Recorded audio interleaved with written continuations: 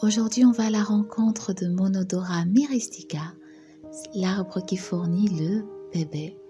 Ce grand arbre qui peut faire jusqu'à 35 mètres de haut appartient à la famille des Anonacées, la même famille que le corosol. Très souvent surnommé le muscadier africain, Monodora myristica pousse dans toute l'Afrique de l'Ouest et en Afrique centrale. On va le retrouver de la Sierra Leone jusqu'en Ouganda, en passant par le Gabon, le Cameroun, le Congo, la Centrafrique, le Nigeria, le Bénin, le Togo, le Burkina, etc. Aussi surnommé le muscadier du Gabon, Monodora myristica est cultivé comme arbre ornemental parce qu'il fournit des magnifiques fleurs, mais c'est surtout ses graines qui sont utilisées en médecine traditionnelle africaine pour ses propriétés médicinales. Elles vont être très prisées également dans la cuisine africaine, principalement au Gabon et au Cameroun où elles sont l'ingrédient principal des pépé soup, du bongo chobi, du kondré, de plusieurs mets camerounais, mais aussi d'autres plats d'Afrique centrale et d'Afrique de l'Ouest. Dans la cuisine africaine, les graines de pébé que voici sont très souvent associées aux graines de Aphostyrax lepidophilus, communément appelées les rondelles.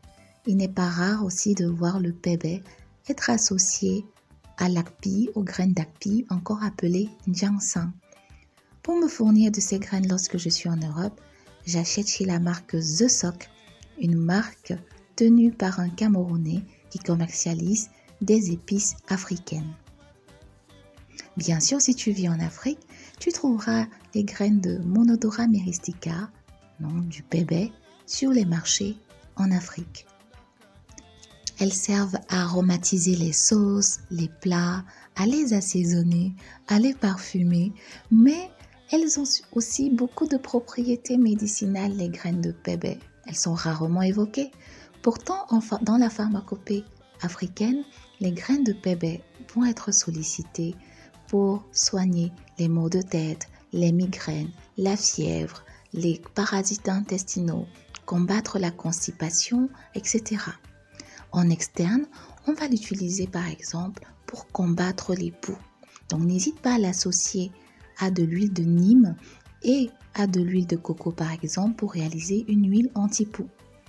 En cuisine, j'aime utiliser le pébé pour réaliser une huile infusée que j'utilise pour mes grillades et pour mes marinades.